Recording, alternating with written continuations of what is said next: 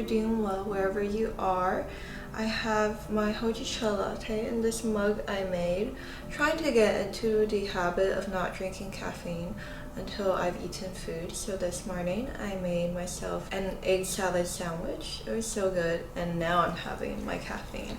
I know hojicha isn't really strong caffeine, but I think my body is just really sensitive. I am so obsessed with the color of this glaze. I kind of have the urge to just glaze everything I have in the studio in this color. Should I? Let me know. We are in September now. Fall is my favorite season. I think the weather is just so amazing, and with each season it kind of feels like a new chapter in my life. So since we're starting this new chapter, I want to give a review on the previous chapter, which was summer. I'm going to share some of my favorites, including a review on the books that I read and more.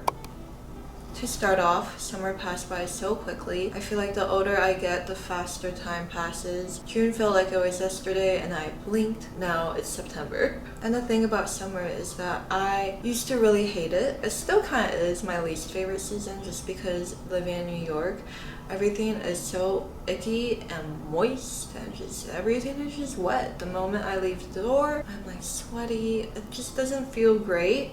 However, I had a bit of a mindset shift this past season, and I actually really enjoyed my summer. Essentially, I just shifted my mindset from one being more negative into one being more positive, and that could be applied into all areas of my life. For example, how I was complaining earlier about stepping out the door and feeling moist and nasty instantly. Instead of thinking that, I thought to myself, okay, like I look so cute right now, I'm going to have a great time. I do have to admit that August was quite hectic. I was just very busy with work and with social stuff. I didn't do a very good job at finding balance between work and life. I was able to manage. There definitely was like a week or two where I felt like I was really fighting against time, but I got through it, and that's all that matters. Another thing is that I've noticed a pattern with myself. I even drew out a diagram, which I'm going to put here, and it's just my energy levels in relation to the 4 different seasons. It's very interesting because I never thought of myself as someone that really depended, or like my emotions or mood were really affected by different weather changes, but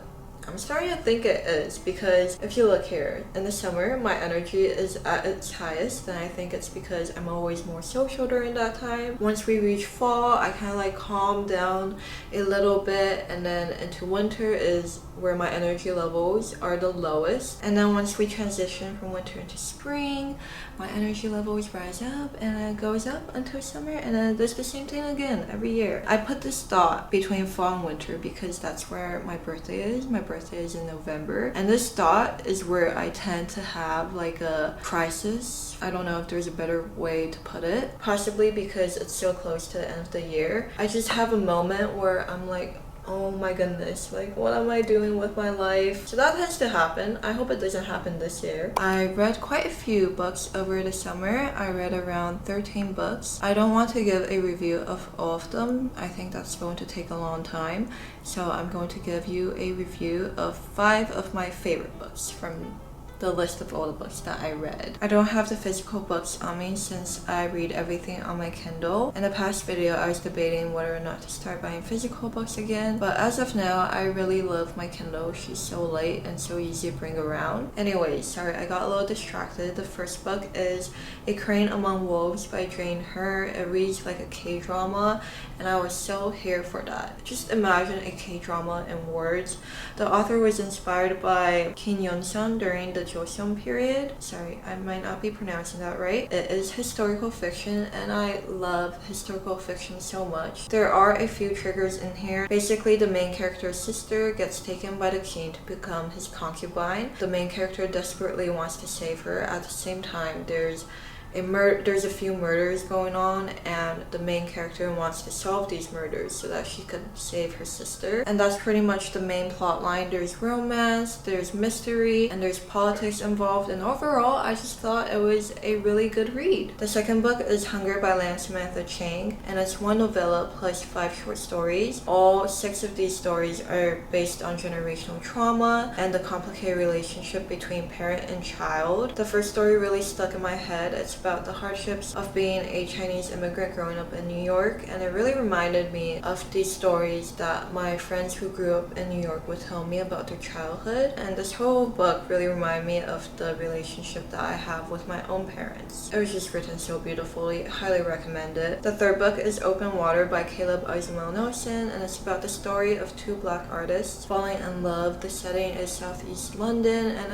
this book was so tender. It was a little bit hard to get into just because of how the prose is written. It's very poetic. I need to reread it again just to really soak in all the language that was being used. Definitely need to be in the right headspace for it. It felt so nostalgic, so raw, and so intimate. It takes a look into racism, microaggressions, trauma, family background, and how that's all brought into relationships, and Caleb just did such a good job with it. Fourth book is Daughters of Shandong by Eve J. Chung. It's historical fiction, which again I love, and it's set in 1948 in Shandong, China, as the title suggests. It's about a mom and daughter's escape to Taiwan during the start of the Communist Revolution. It focuses a lot on family relationships and the love a mother has for her child. The author was inspired by her grandma's story of being a refugee in mainland China. There's this quote in this book. It reads, 重男轻女, which means to value men and belittle women. What an asshole phrase that's commonly used in like a lot of Asian households. The book kind of probes at this quote a lot, and it touches upon being a woman. I definitely cried reading this book. It was so heartbreaking. The fifth book is Half a Soul by Olivia Atwater,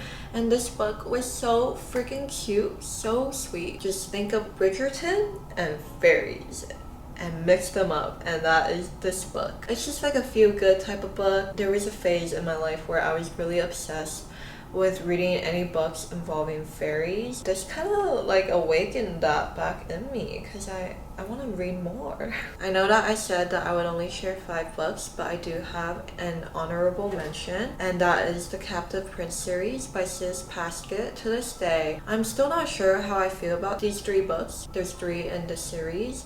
I read all of them in 3 days. It continued to stay stuck in my head for another month or so. Yeah, I don't know how I feel about it. All I know is that I was there for the ride. If you want to read what the plot is about, you can check it out online. It is really dark and twisted, which is why I was like, should I even still be enjoying this like this much? But I think the author did a really good job at writing about those topics. Let's move on to the books that I'm currently reading. I'm reading 4 books at the same time. The first one is called The Witch's Heart by Genevieve Gornichek. Might be pronouncing that wrong. A subscriber recommended to me, and I checked it out, and it sounded pretty interesting. I'm about 70% through the whole book. I love the way that Genevieve writes. It's a Norse mythology retelling of Loki and Angrboda. I don't know much about Norse mythology. I'm just having a good time. When I read books, I like to picture what the characters look like and all the settings and places and everything, so that kind of plays out like a movie in my head. But with this one, I don't know why, but every time Loki is mentioned, I just have this image of Tom Hiddleston playing Loki, and it's kind of like ruining my imagery of this book. The second one is called The Time Traveler's Wife by Audrey Niffenegger. I've been reading this book for the past month or so, and it's going by very slowly. I can't really seem to get into it. Kind of boring at times, if I'm being honest. I think it's gonna be one of those books where I take like half a year to finish. The third book is Minor Detail by Adania Shibli, and it's the struggle of Palestinian women through 2 different timelines. It's a really heavy book, and it's what's happening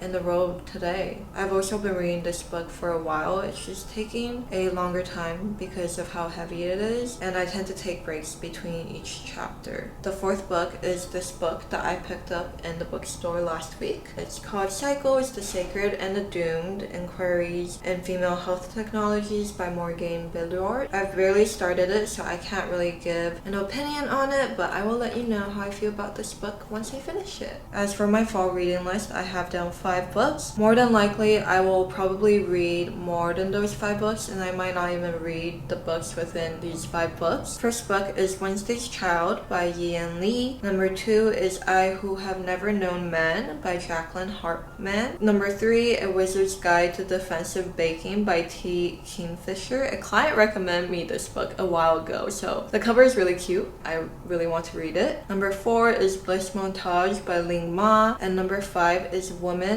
Eating by Claire Coda. And that's pretty much all I have to say about books. I'm gonna move on to my other favorites from the summer, and we're going to start off with tech. I want to start off by thanking Clean My Mac for working with me. Since I've been more consistent on creating videos, there's like a lot of editing that goes on, and my laptop gets extremely laggy, but this app has honestly saved me so much frustration. Not only is it a deep cleaning and malware protection app, it also watches over your Mac's health so you can disconnect and enjoy time offline. They have this neat menu app with a little dashboard full of informative monitors that tells you basically everything you need to know about the current state of your Mac, from how much time is left on your battery to figuring out what apps are consuming too much. And if your Mac overheats or slows down significantly, you can check the load and temperature of the processor in the CPU monitor, where it shows a detailed load chart and the apps that take up the most CPU. I really wish I had this app years ago when I would have one-sided yelling matches with my laptop. Your Mac certainly doesn't deserve that, and neither does mine. So if you would like to build a healthier and calmer relationship with your Mac, feel free to use the link down below for a 7-day free trial and 20% off with my code Jasmine. So thank you so much to Clean My Mac for sponsoring this video, and let's talk about some cameras. When I went back to China back in spring, I was very influenced by my friend. She had a CCD. They call these CCDs in Asia, I think, but they call them digicams here. It is the Olympus FE370 in the color pink. I love her. She is a little old, she's a little janky, but she works, and I just love the quality of the pictures that come out from this camera. I also influenced 2 of my other friends to buy it. I was like taking pictures of them, and then they were like, what is that? And then they immediately bought it after I told them what it was. And I also really like to take videos on it because it produces kind of like a home video vibe. Recently, I changed up my vlogging cameras. Originally, I was using this one.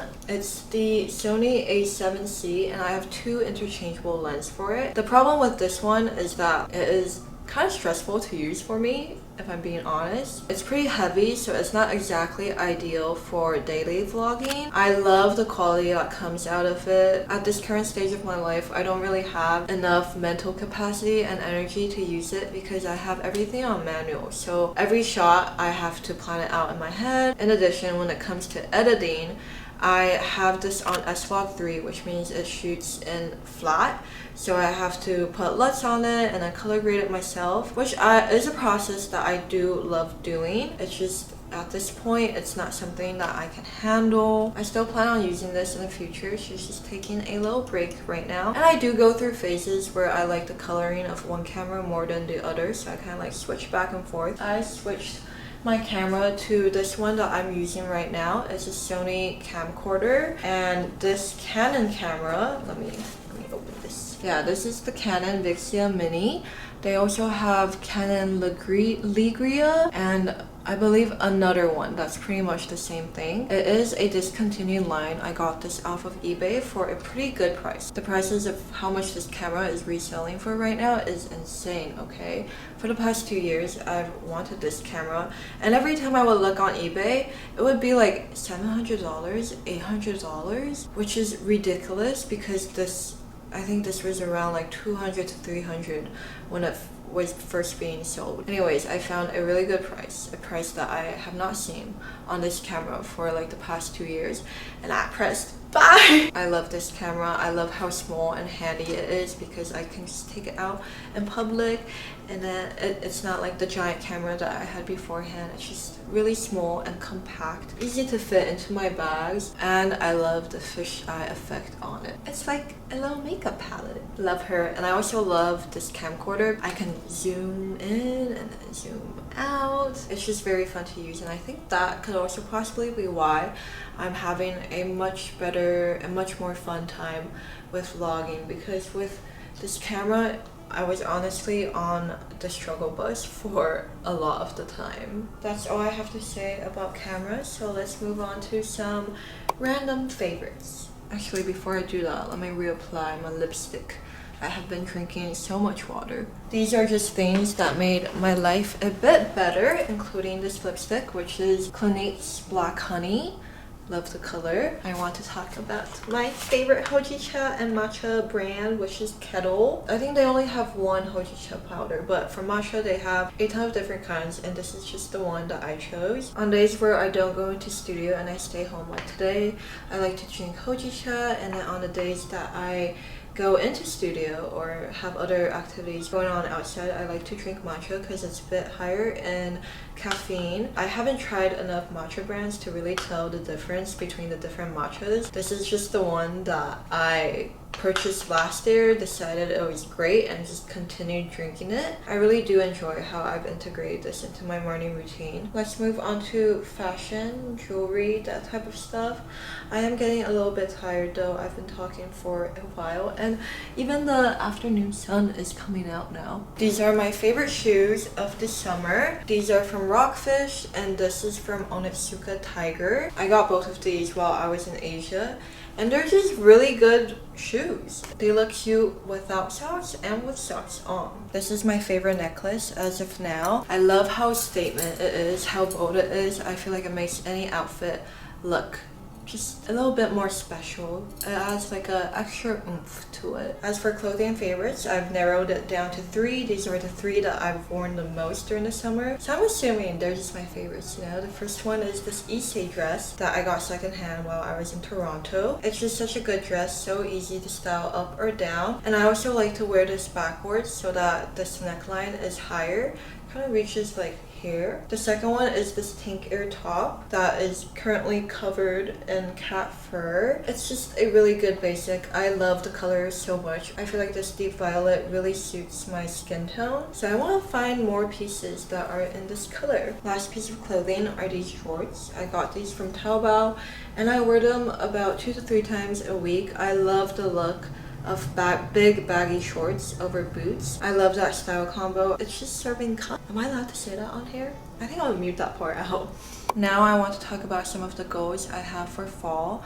My first one would be keeping up the momentum that I currently have, which is a very peaceful momentum. I'm feeling extremely fulfilled by the life that I currently have, and I just feel really happy, and I think I have a pretty good work-life balance going on, and I want to keep it that way. At the end of the day, for me especially, it's always about finding balance. As we're on the topic of goals, when I set goals for myself, I try to keep them more broad because I kind of just like to go with the ebb and flow of things and just see what happens, you know? My second goal is to make more time for sketching and just art in general during the summer. I'm a lot more social, so I see my friends a lot more, which means I don't have as much time as I could have to do my own art. And it's not something that I'm mad about. I love seeing my friends. I love hanging out with them. It's just something that I've noticed, and as we transition into fall, I think I will be able to find a lot more time to work on my art. My third goal is to eat out less. I've noticed that in this past month especially, I've been eating out so much, and I'm really scared to calculate my eating out expenses. Maybe I just won't do it. I kind of don't want to see it. I want to cook more at home. I feel like I've barely cooked at all. Calvin, my partner who I live with, he's been doing most of the cooking, and he takes care of me really well. Sometimes I just feel the need. I don't feel the need to cook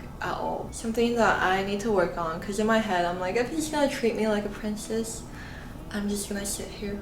I do need to backtrack a little on this third goal. I don't think it's going to work out at all. I think now is a good time to say that I will be spending most of fall in China, in Beijing, China, with my grandparents. I'm staying there until November, coming back in the beginning. So actually I have the rest of November to cook. I'm going to change that third goal into one where I cook for my grandparents at least a few times in China. So that was my summer in review and my plans for fall. I am feeling quite hungry right now. It would be a really good time to say that I'm gonna go and cook myself dinner. However, I have a dinner date with Calvin at one of our favorite restaurants, so I'm really excited for that. I would say thank you for watching, but the video isn't over yet. This is the current situation in the studio. These are our plants from the tattoo studio and I moved them over. After we repotted them, I thought they were doing really well, but turns out they were not happy. I think they're a little bit traumatized. We were a little bit harsh on it, so we moved these three that were struggling a lot into the studio because there's a lot more natural sunlight here. Just gonna move them a bit more into indirect light. Where should I put this? The tattoo studio doesn't get much light. These two pothoses are a lot more happier in the studio. Oh my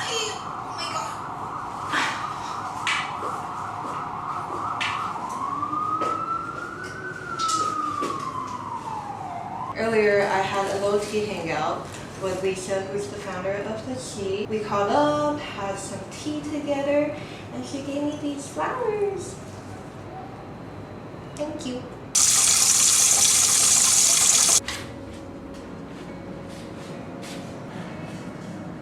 This is what we're glazing today. Can you guess what color? It's gonna be red. So this is going to be the base of a lamp. The bulb is gonna be here, and then ideally I want to make like a rice paper shade. My friend Vicky said that she would help me with it. It's gonna be a fun group project.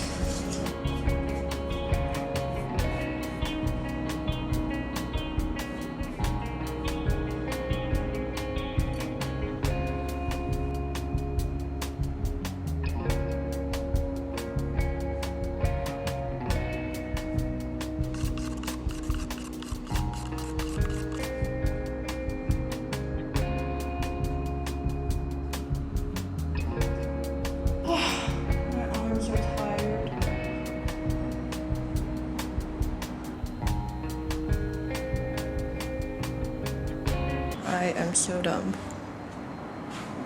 Well, this is not how I expected my evening to go. Well, that was a little unexpected. Thankfully, I have random t-shirts laying around the studio, and I think my shorts will dry by the time that I need to get to my dinner plans. My sweater is currently soaking. How sad. It was my first time wearing it. I thought I closed the bottle of glaze, but I guess I didn't because I shook it and then it exploded. Anyways, I finished glazing the lamp base and I just loaded it into the kiln. Gonna fire it tonight and show you what it looks like. I hope it goes well, fingers crossed.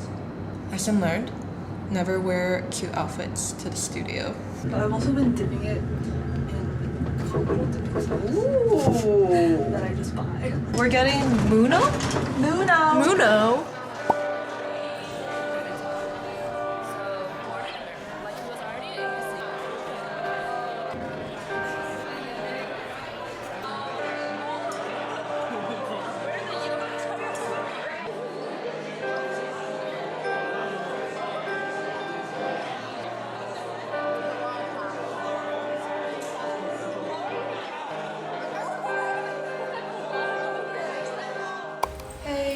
Day, good morning, happy weekend. I'm checking out this cafe that I've been meaning to check out for a really long time. It's called Laubra Cafe. It's in Brooklyn. I need to get a lot of work done. I'm sleeping over at my friend Joey's place later, so I'm trying to get everything on my to-do list done before that. This bag is so heavy.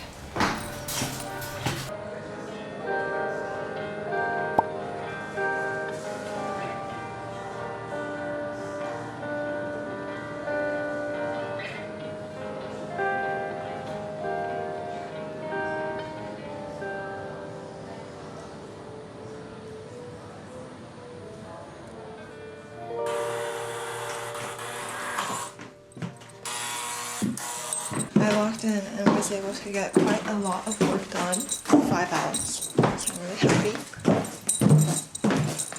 Hi! Oh my god, it's 500. I got out of bed at 4. Can you tell that this is slanted? I'm going to wear this dress. I don't know what to wear yet. I was gonna check what the party is. Oh, it's Zoo as Zoo and Coach KS. exit preview party. Whoa, this is way too much for me. Yeah, maybe you want to wear a dress. Okay. Had a bit of an outfit change. This is my final outfit. Just gonna do some lipstick.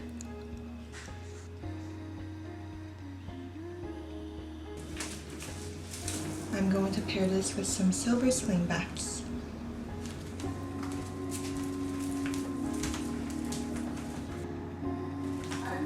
Dumbass. Why? I was trying to spray setting spray on my face, and then I sprayed it all into my ear. I've done that before.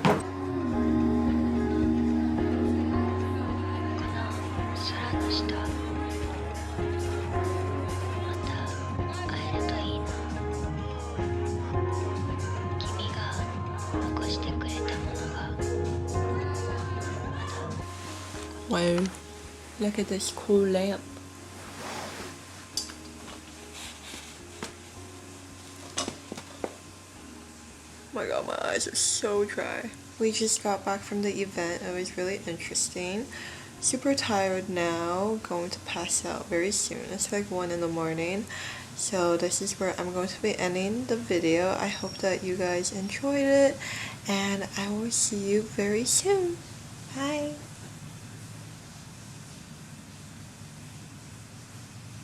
Bye bye.